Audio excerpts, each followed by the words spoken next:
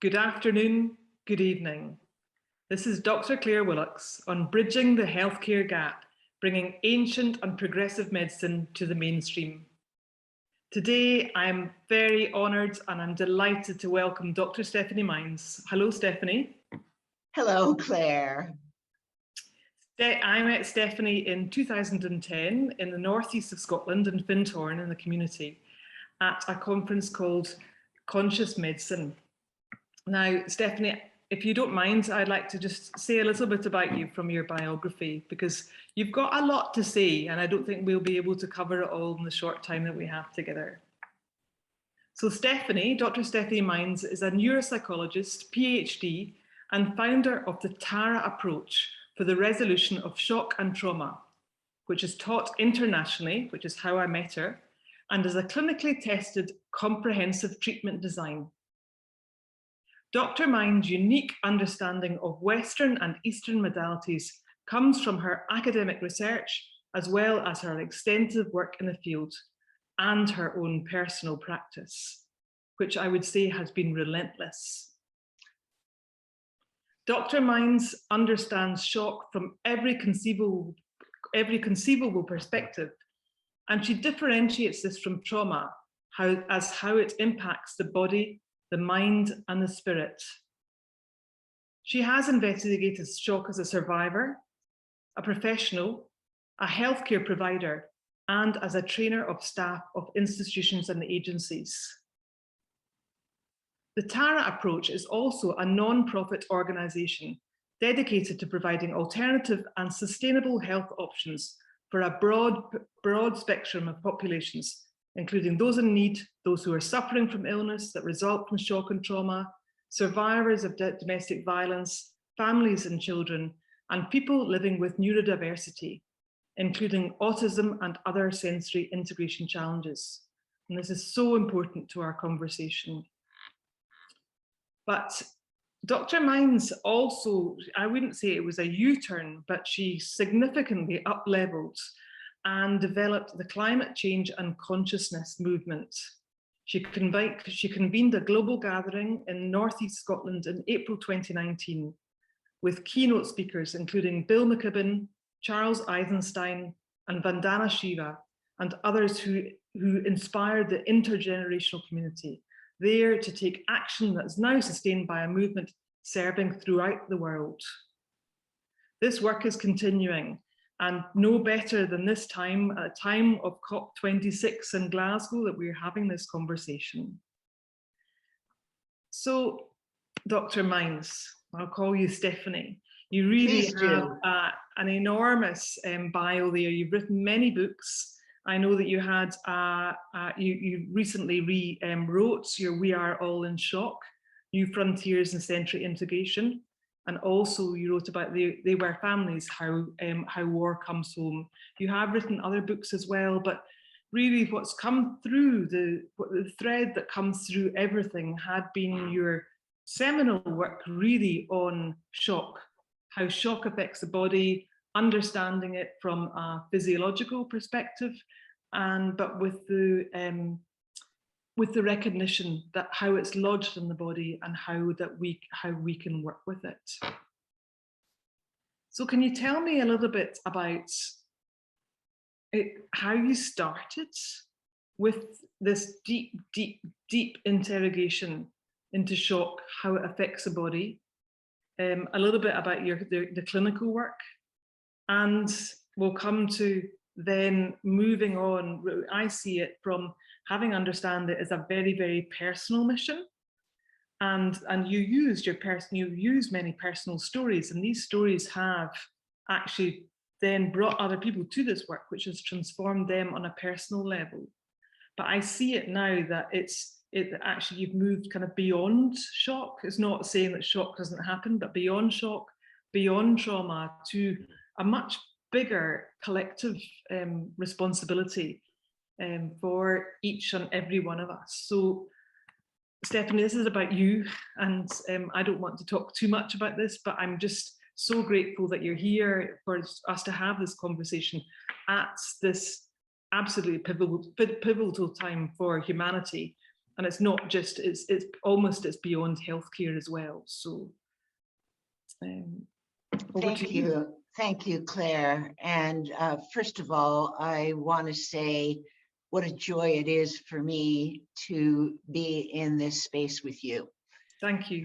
Thank you. So as Claire mentioned, I met her at the Conscious Medicine Conference in Scotland, and a spark was lit between the two of us in terms of our shared vision for humanity, for mothers and children, I would say at that time. And it is auspicious to me, really, to sequence this through, to have it come to this point at which we are truly, once again, sharing our mutual dedication, I would say, to the children of the world and to the children of the future.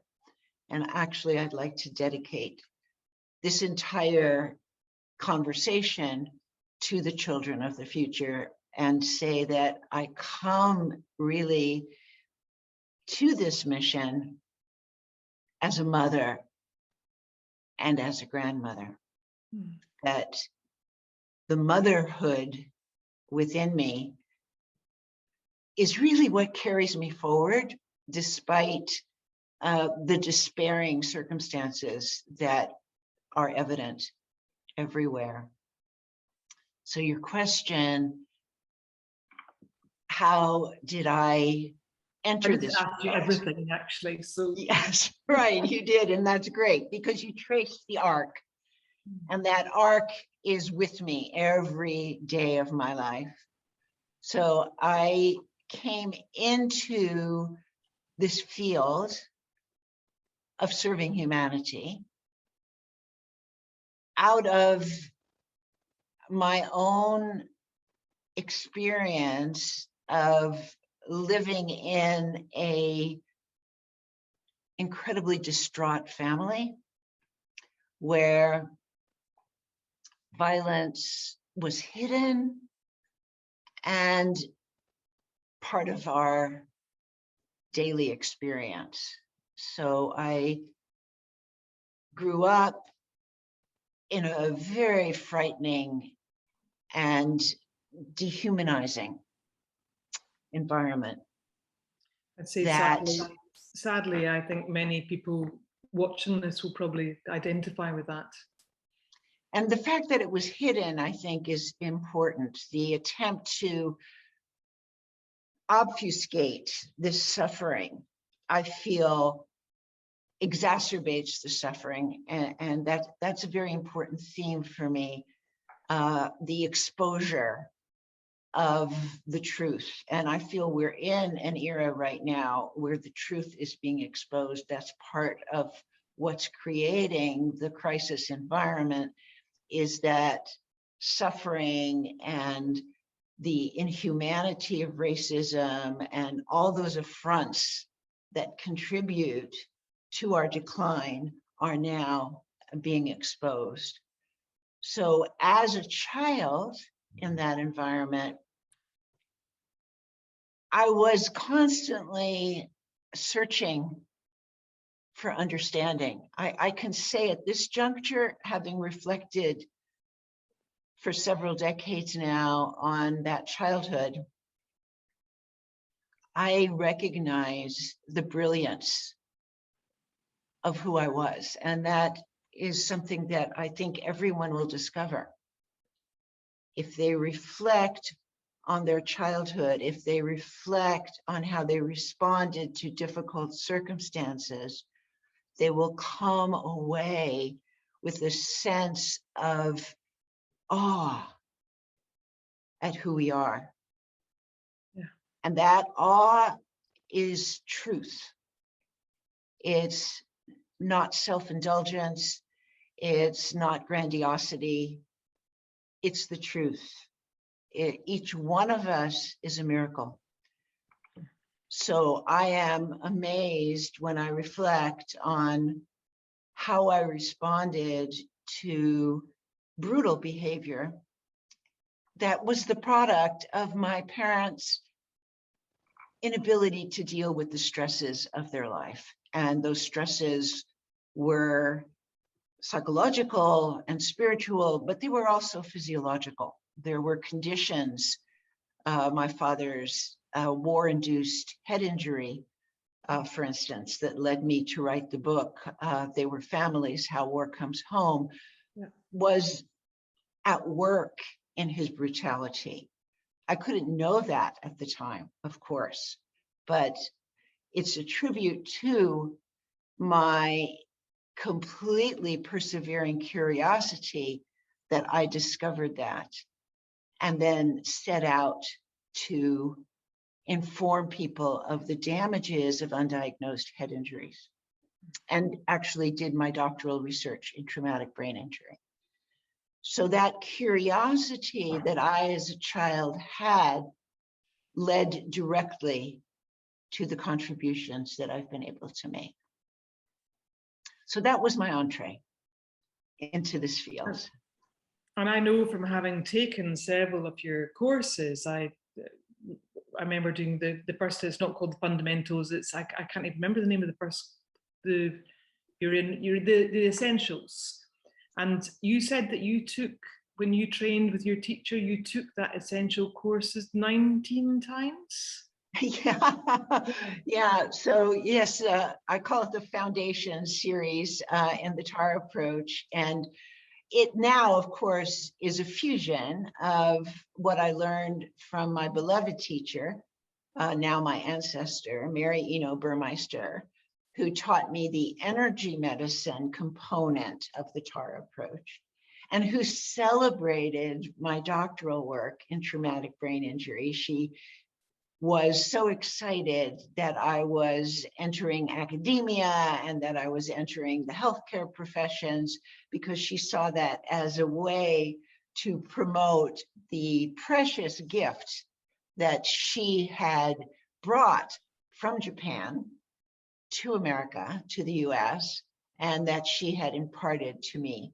And when I began studying with Mary, I, at that point, 20 years prior, had no sense that I would become a healthcare professional. I had set out always in my life to be a writer. I am a writer, but I thought that would be the sum of it. It had never occurred to me really prior to my studies with Mary that I would become a healthcare professional. So that's kind of interesting in light of our conversation, because what I learned from Mary, Jinshin, the art of compassion, which I have incorporated into the TAR approach, would be considered in current allopathic lingo to be an alternative therapy. But it is actually an ancient wisdom stream that came through a man named Jiro Murai in Japan. He transmitted it to Mary Eno at that time. She married an American named Burmeister. She came to the US and brought this wisdom stream with her. But the wisdom stream of Jinshin, the art of compassion, goes back to antiquity. And what is completely phenomenal about Jinshin is how relevant it is for right now and how effective it is. And that is really the definition of a wisdom stream, is that no matter what the circumstances, the applications are effective. And the title of this summit is called Bringing Ancient and Progressive Medicine. And that's what you have done, because this I understand that a lot of the teachings were handed down by word of mouth, and Mary was the kind of the unique keeper of this of this wisdom, and that she shared it with you. But then you fused it with your understanding of neuropsychology and neurophysiology more, and actually brought it into the scientific domain and did clinical trials as well in the early stages. Yeah, and the clinical trials were very important for me to conduct, And I'm not the only one who's conducted clinical trials. Some of my students who are in academia as well have also conducted clinical trials.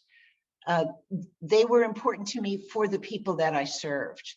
I did those clinical trials in respect of the value they would have for those who wanted to take advantage of these resources, that it would be easier for them to have access to them if clinical trials were conducted. And it's not just from a kind of a scientific data perspective, but when I see it as a science, is that you really bring in the art into the science. You see that you're a writer, but I know that you're a poet. I know that you're a dancer, and you've got that amazing just love of expression. Thank you, Claire. But it's something that you do in your daily life. You move and you dance, and you just you live your life for every moment.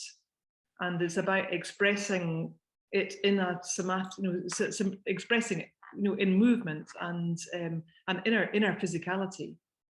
Thank you so much for naming those practices that keep me going. And these are practices that I began using long before I learned Jinshin. But as a 77-year-old at this moment, I want to say that I do believe that the self-care that I learned from Mary, and I include that in other self-care that I do, like writing every day, for me is self-care. Writing a poem, when I write a poem, I feel the day is good, that day is, nothing can go wrong in that day. So that's self-care. So I blend the self-care of Jinshin, which, let me say, is hands-on, touching certain sites on the body. That is the simple practice, knowing where these sites are. They're quite easy to identify, and simply placing your hands on those sites. So in this Zoom room, I can show you a site right under the collarbone that helps to open the heart. I can show you a site, just tilt my screen here a little. You talked about the mother. And the site that is right here, right above the breasts, perfectly placed. So these sites enhance feminine function in the archetypal sense of feminine function, but also in the very specific sense of supporting motherhood, all the aspects of motherhood. So by holding these sites and just being with them, you don't have to do anything to them. You're just present with them. Your innate resilience comes forward, is stimulated, is ignited, and there is no one lacking in this innate resilience. It may be buried, it may be hidden, it may have been suppressed, but it is there. And this is a practice that I have tested in the most intimate ways with myself, with my family members, but as you mentioned, also clinically. So I really feel that this time, which challenges our resilience so mightily, is a time longing for this wisdom. Thank you.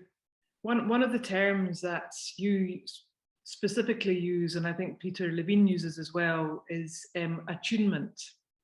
Mm-hmm. And I remembered that very much from first meeting with you, because people are all now talk about resilience and resonance, but attunement seems to be a little bit different. And it's, for example, it's not just holding these points, but it's attuning to the sensations, to the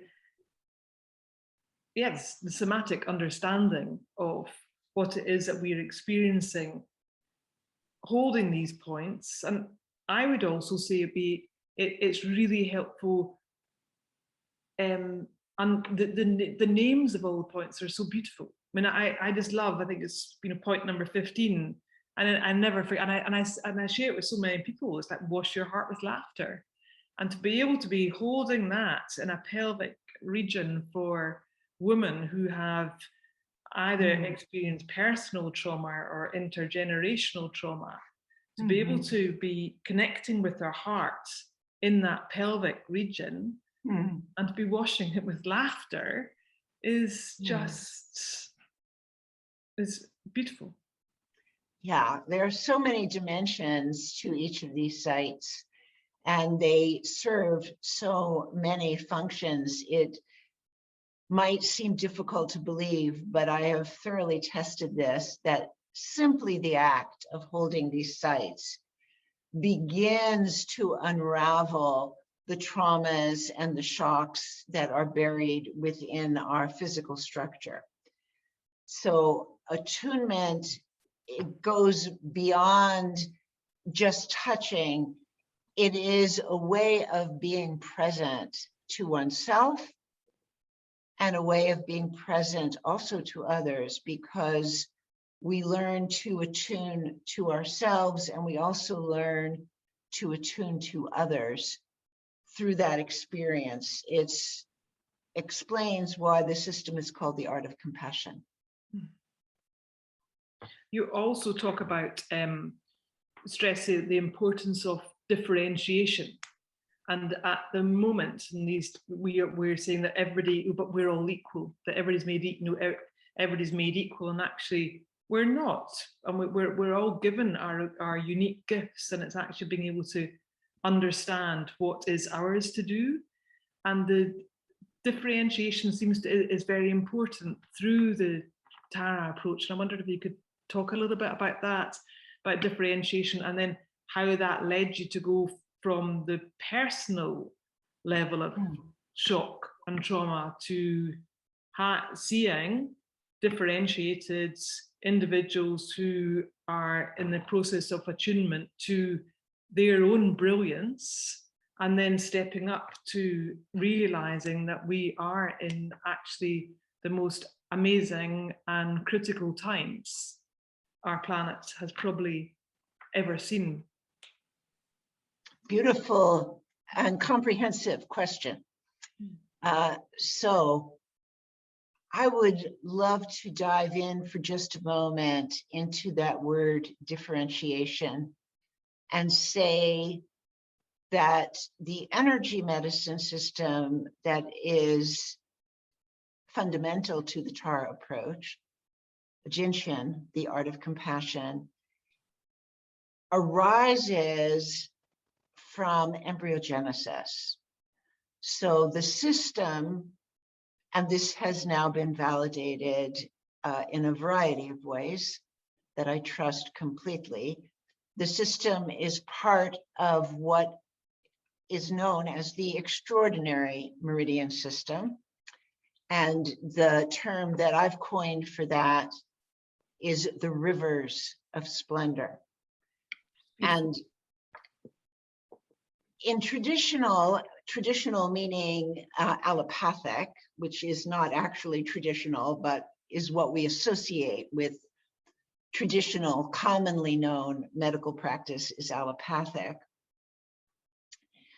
The details of embryogenesis are not explicated as comprehensively as they are in the extraordinary meridians, which point us to differentiation as the very act of embryogenesis. So as we develop in utero, as we ourselves, and I'm putting an emphasis here because it's not a common emphasis, but it's physiologically correct, we ourselves, as developing beings, fuel our movement forward, our growth, our evolution through hormonal stimulus, through the way in which we metabolize what's in our environment.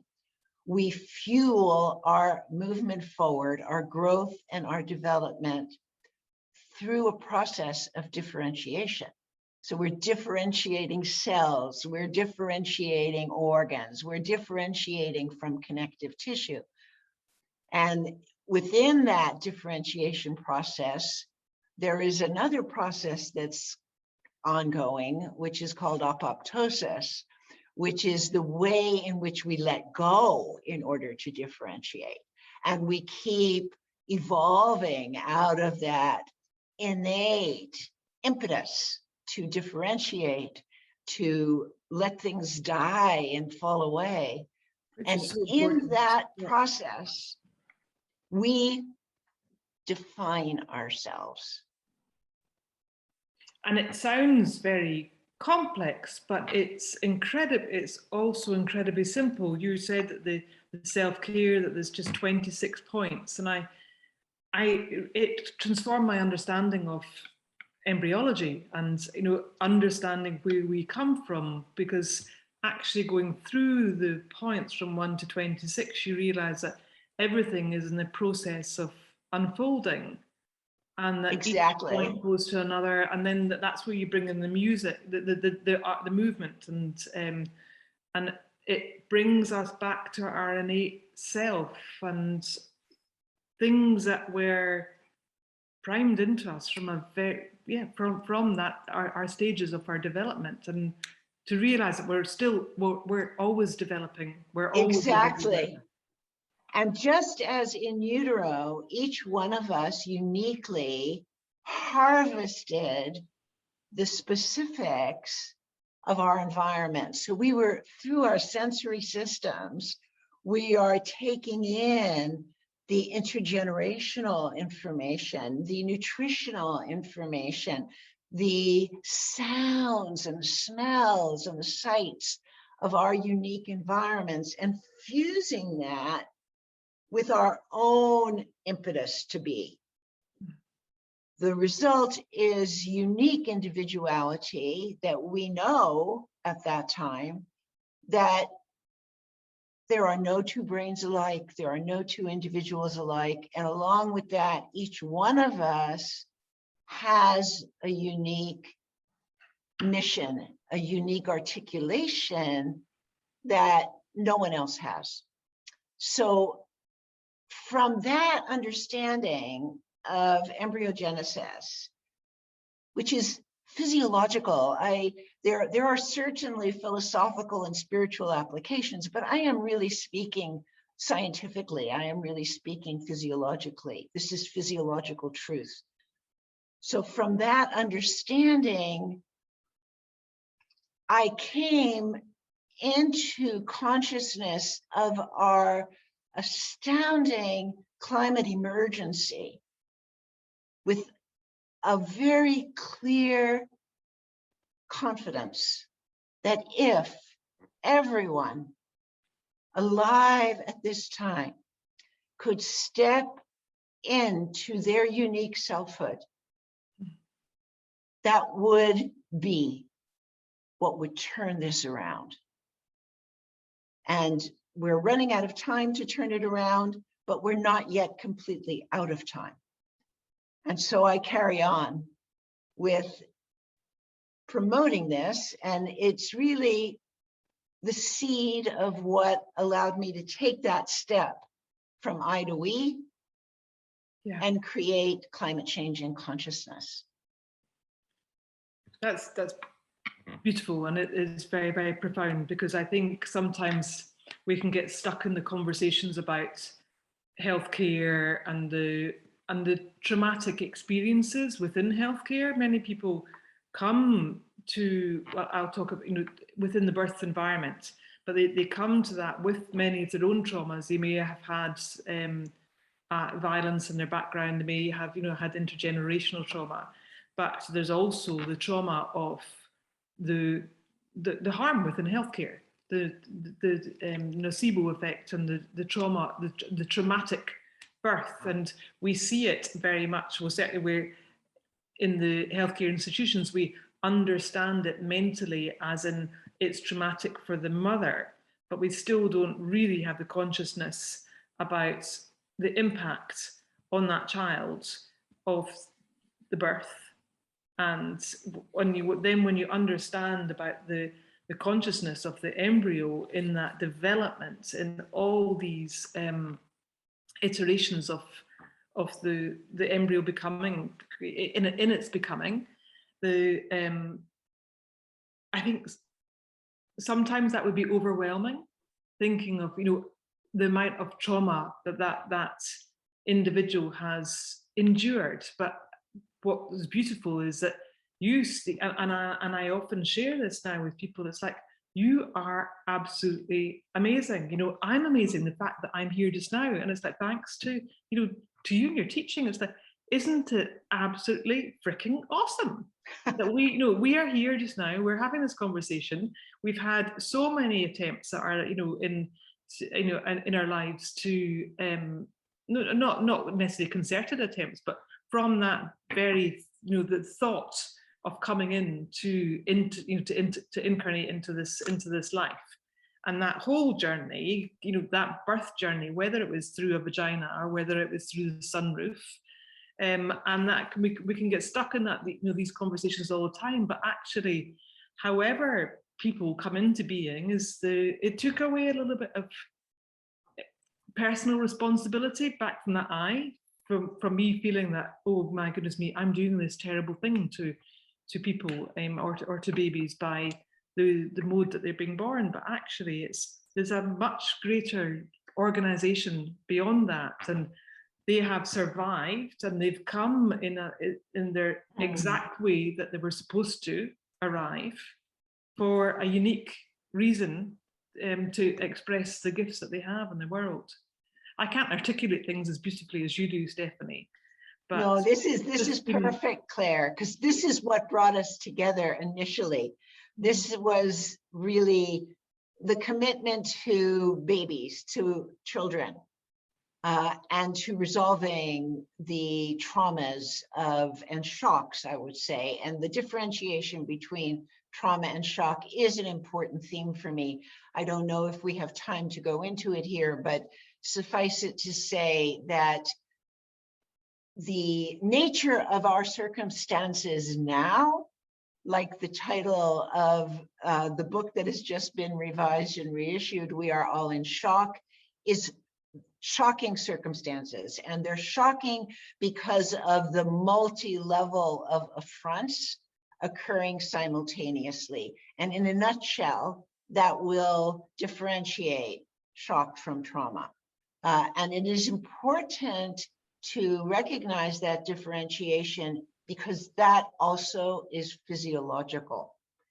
And you, as a physician, as someone directly involved in deliveries, you resonated with that so perfectly. And that's what created this spark between you and I. We recognized one another as missionaries on that same mission.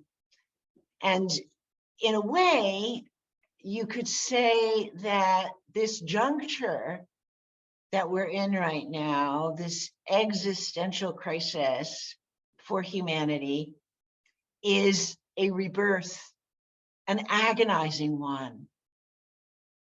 But if we project into the future, the most optimistic outcome of this brutal labor that we're all in right now would be a new world, what Charles Eisenstein calls the more beautiful world our hearts know is possible.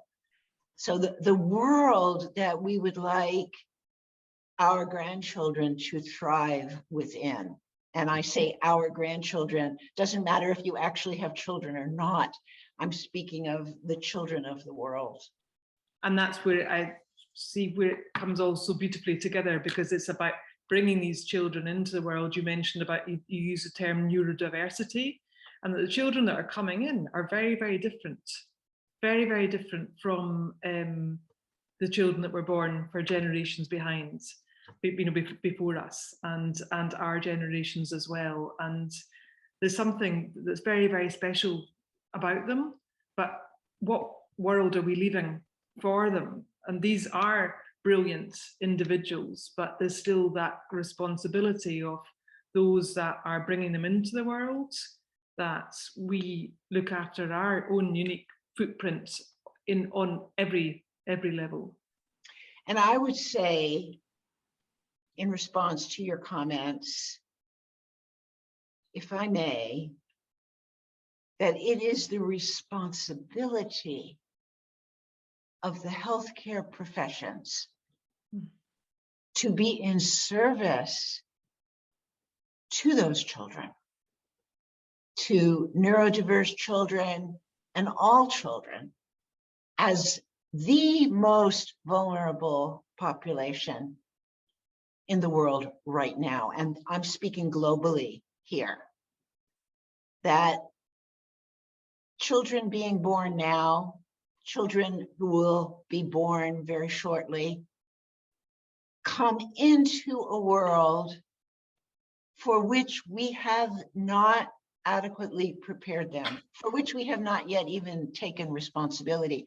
And I would say it is the responsibility, I feel this quite passionately, it is the responsibility of the healthcare professions to act for those vulnerable populations, and by preparing, educating, and empowering communities and families to be in service to the health of children and all vulnerable populations, and to have practices of self-care, such as the ones that I use.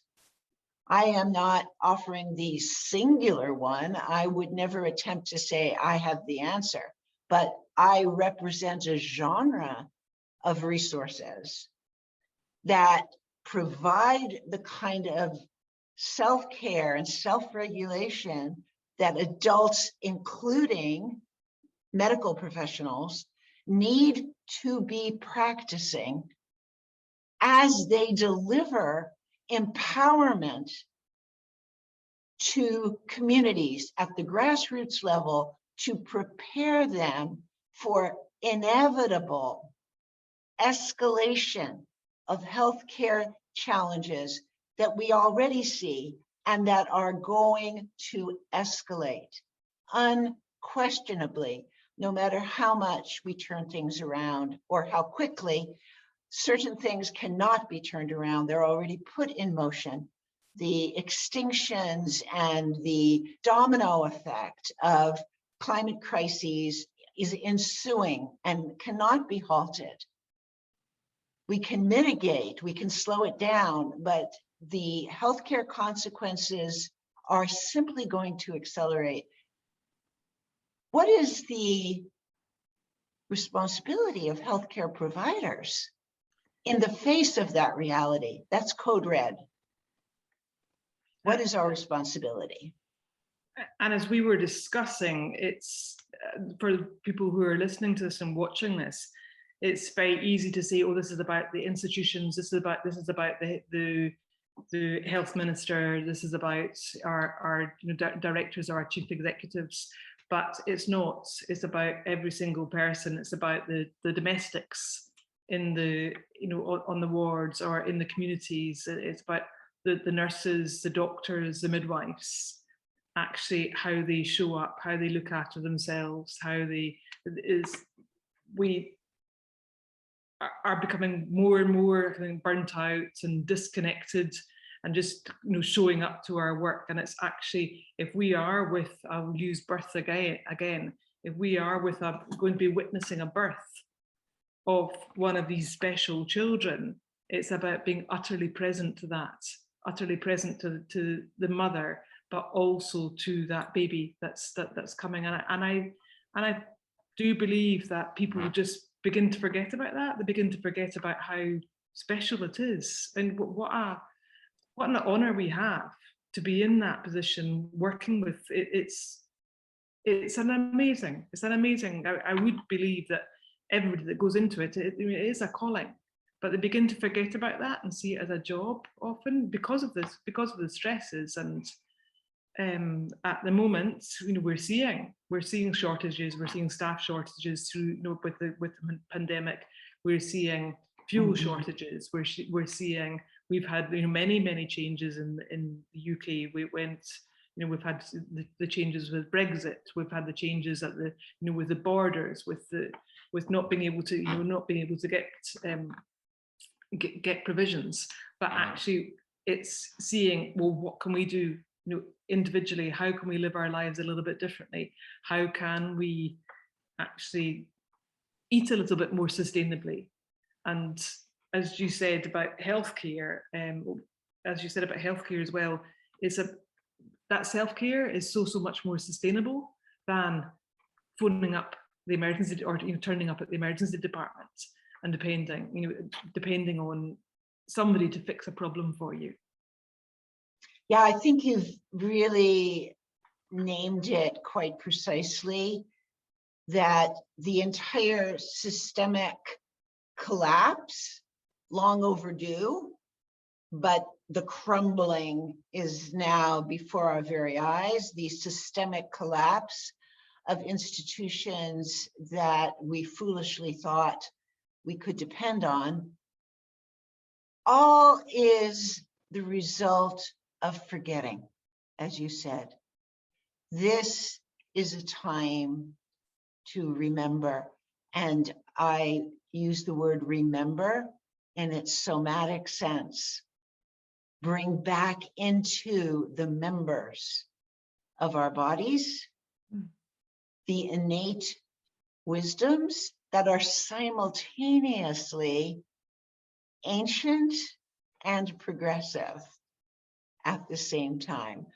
And that's basically what the Tara approach is.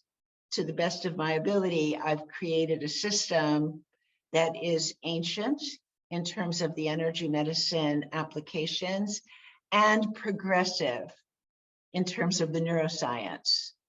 At the same time, those two hands connected, this is a practice that everyone recognizes, but may not know the full implications of this prayer posture, which in the energy medicine that I teach is called an inju. It's like mudra or hand posture. And what happens when you bring the pads of all the fingers and the palms of the hands into contact with one another, right and left, is that you are turning on all the energy medicine systems in your body by doing this. You're literally igniting the flow of innate resilience and alignment. You're coming into your center.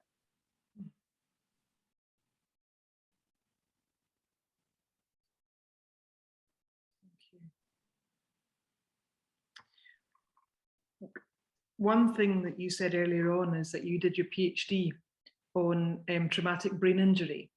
And I remember you telling when you started off the interview saying that you're doing this work because you're a mother.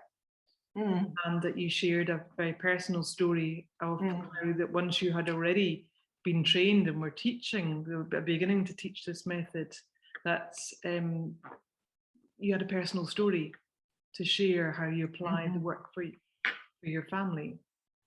Yeah, that is a story worth telling over and over again. So this story relates to my youngest daughter, who was born with a cranial condition called craniosynostosis, which is a premature fusing of the cranial sutures. And the diagnosis led to the immediate conclusion of the neurosurgeon that she required a surgery. This was at the age of 4 months that the determination was made. And this surgery involved cutting open the back of her head and manipulating the sutures to pry them apart, putting her in a helmet for a 4-month period of time, and then re-examining her to see if perchance, according to the neurosurgeon, she might need the surgery a second time. So I already had my doctorate at this point. I was a neuroscientist. I observed the x-rays, the CAT scan, with the other medical staff, and clearly saw in my observation of the CAT scan that the sutures that were referenced were not completely fused. I saw that with my eyes. I was also a nursing mother at that time. And it is to that condition that the other medical professionals assumed that I was making an emotional judgment, which they discounted. I couldn't be correct. I was a nursing mother. This was my baby.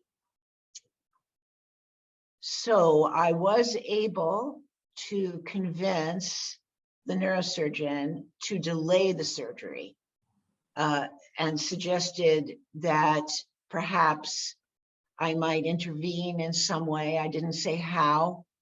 And I would like some period of time to see if the structures in my daughter's cranium might evolve in some way. And because that possibility existed, the neurosurgeon was willing to extend the date of the surgery for a few months. So in that interim, I contacted Mary. Thank God she was still alive at that time. And she sent me what are called flows, or combinations of these 26 sites that you mentioned, in a certain order, in a certain sequence, for a certain duration, a certain number of times a day, and suggested that I implement that as frequently as possible. In addition to that, I also studied craniosacral therapy. I went to the Upledger Institute in Florida at that time. I clearly was determined that my baby was not going to have her head cut open. If I could prevent it, I was going to do everything in my power to prevent that. So I studied and actually became a practitioner ultimately of craniosacral therapy as well. I went to their baby clinic, which they had at that time, and my daughter received intensive treatments in that baby clinic. And within a period of 3 months, my daughter was cleared of the diagnosis. It's remarkable. And that story resonates further because I, being the passionate idealist that I am, I did sincerely attempt to communicate this to the neurosurgeon. When he re-examined my daughter and saw that the circumference of her cranium had changed and that clearly the sutures had opened, I attempted to explain to him what had occurred. You know, ultimately, it wasn't a clinical trial. I couldn't say this was because this happened and that happened, but that was the only thing that was different, really, was that these interventions were used. And I wanted to share that with him. He was utterly and completely disinterested, to the point that he walked out of the room when I was mid-sentence. As far as he was concerned, the appointment was over, consultation done. So that left a very strong mark on me, and I would say inflamed further my passion for grassroots empowerment. And I will add to that, that in the work that I've done with neurodiverse children, where I have done clinical trials, and my book, New Frontiers in Sensory Integration, documents that work, what I saw over and over and over again were mothers and families, usually led by mothers, I will say, advocating for their children, bringing in unique modalities that allowed children who couldn't talk and couldn't walk and couldn't communicate to have augmentative resources, to absolutely advocate for the feeling intelligence of their children and find ways for their children to communicate, to walk, to touch, to engage, to be part of social life. Over and over and over again, I saw parents, families that believed in the resilience and intelligence of their children. And I saw them undermined all too frequently by medical professionals who didn't take their assessment of their own children as worthy. And that's what we should be doing now for children, for our future, and for the climate. Believing in the resilience and the brilliance. Exactly. And the Exactly. authenticity. Yeah. Exactly. Exactly. Yeah. Before we finish, we obviously mentioned that this is exactly coinciding with COP26 in Glasgow. I'm sitting in Glasgow right now, and with several thousands descending upon the city to have some very important talks. You have been also very involved in some discussions as well, and having parallel activities. Is there anything you want to say that you're working with climate change and consciousness along with Humanities Rising? Yes, thank you so much, Claire. Yes, climate change and consciousness has partnered with Humanity Rising, which comes out of Ubiquity University, to create an alternative live streaming event during the COP26. So we will be broadcasting directly into COP26, as well as to hundreds of thousands of people on the Humanity Rising platform, with reports daily from COP26. And we will be conducting panels to address the major issues of COP26. And we will also be bringing forward the voices of Indigenous youth, who we are organizing into a global regeneration corps. And on November 4th, I'm organizing a panel that you have so graciously agreed to be part of on how do we meet the health consequences of climate crisis? How does the healthcare system, if they are compassionate, if they are conscious, how could the healthcare system be of service to grassroots communities globally in meeting the health challenges of climate crisis? That'll be from 8 a.m. to 10 a.m. Pacific every morning throughout the COP26, November 1 through 12. November 4th is our day, Claire. We'll be together again. I'm so happy to be in reunion with you. And we did say it was the day before they tried to blow up the Houses of the Parliament in the UK, but I tried to make it on November 5th, but there was a glitch. But I was so excited to have it on Guy Fawkes Day. But yeah, no, that's wonderful. So Stephanie, there's a lot more that we could talk about, and I think people who are watching will be very aware of your beautiful your use of language. I mean, that's where I absolutely fell in love with your teaching. I was just listening to you. There's no coincidence that your choice of language is incredibly well. You think about what you're going to say, and that's very much about, I would say, that about attunement and authenticity and individuation, differentiation, and really sharing the gift of the Tara approach and of a sustainable healthcare, and showing us all that we all are unique individuals, and we all have our own brilliance, and it's time for us to shine our light strongly and urgently in this world. Exactly. It's an act of joy, really. In the face of what could be and is despairing, there is this act of joy, which is following through and igniting our purpose in being. Which is very exciting and very hopeful. Yes. Yeah. So Stephanie, for those who've been watching, who would like to follow you, how can people contact you? And how can people do you have two different lines through climate change and consciousness and one from the Tara approach, or?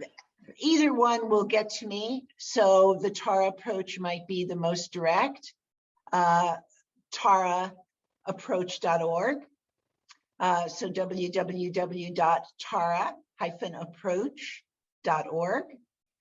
Climate change and consciousness is cccearth.org. Either one will get to me. And you run, obviously I understand that with the pandemic, you've not been doing the face-to-face trainings, but you run face-to-face trainings globally. You've been doing some work in New Zealand, you've been doing work in Scotland and Europe and many places in the States. I've converted everything. I'm quite impressed with how I've managed to do this, but I've converted virtually everything to online. And actually, I feel things have amplified as a result, that it's even more empowering when the programs can be more self-sustaining because they're online.